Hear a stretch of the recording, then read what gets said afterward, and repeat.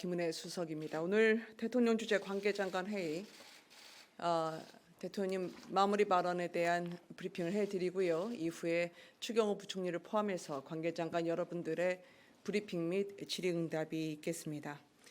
윤석열 대통령은 화물연대 집단 운송 거부 및 참여자를 방해하고 또 업무 조기 복귀에 대한 응징 보복을 예고한 행위 등에 대해서 아래와 같이 강조를 했습니다.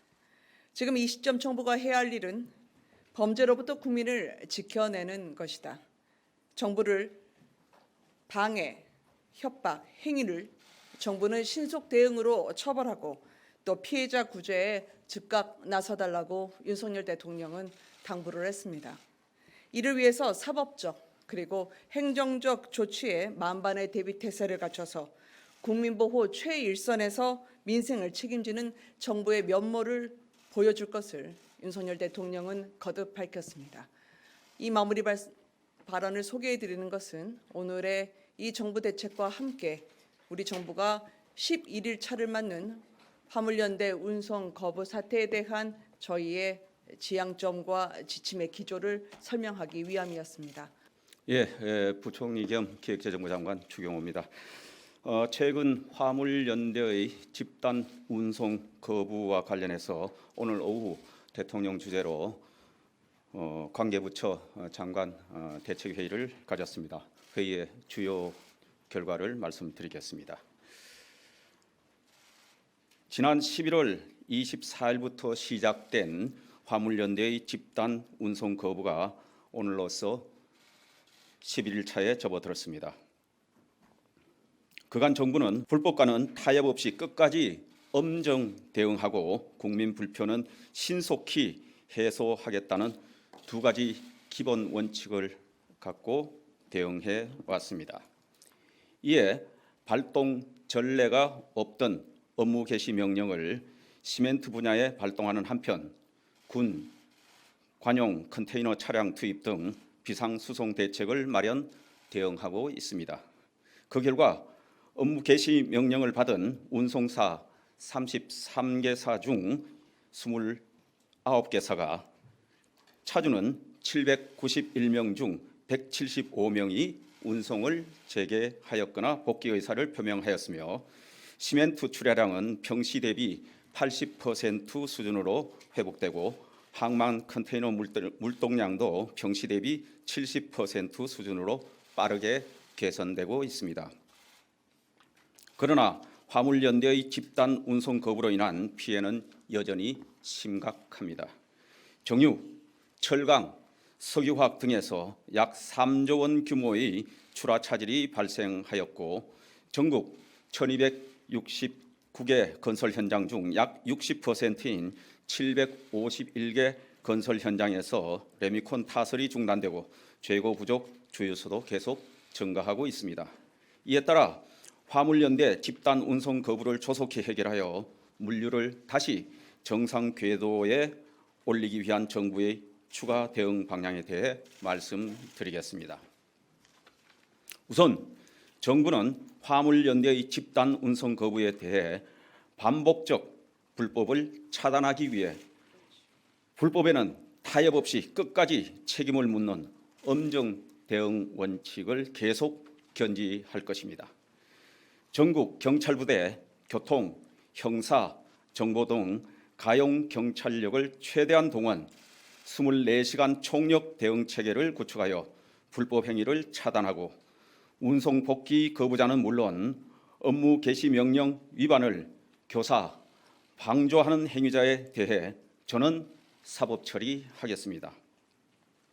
또한 화물연대의 공정거래법상 부당한 공동행위, 사업자 단체 금지 행위에 대해 현장 조사를 통해 끝까지 책임을 묻겠습니다.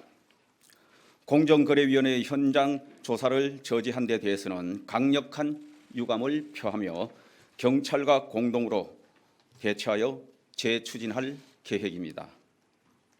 화물연대는 현장 조사에 즉각 응할 것을 촉구합니다. 집단 운송 거부 종료 후에도 공정거래법 위반 여부를 계속 조사할 것입니다.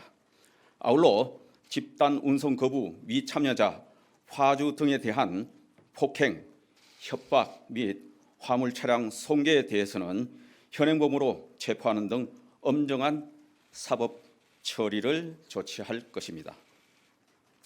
최근 운송 거부에 참여하지 않거나 업무에 조기 복귀한 사람들에 대해 보복을 예고한 사례가 속출하고 있습니다. 이번에는 국가가 그분들을 반드시 보호할 것입니다. 그러한 보복 범죄의 예고와 실행을 엄단하기 위해 경찰에 전담 수사팀을 신설하여 최단 시간 출동 시스템을 갖추고 경찰서 수사팀장을 피해자 보호관으로 지정하여 피해자 신변 보호에 만전을 기하겠습니다. 경찰, 지자체 합동 대응 체계를 구축하여 불법 행위를 단속하고 업무 개시 명령, 미이행 운수 종사자 등에 대해 강력한 행정 처분을 실시하겠습니다. 불법 행위에 대한 엄정 대응과 함께 집단 운송 거부가 초래할 경제 피해를 최소화하고 국민 불편을 신속하고 제대로 해결하기 위한 대책도 단계적으로 추진하겠습니다.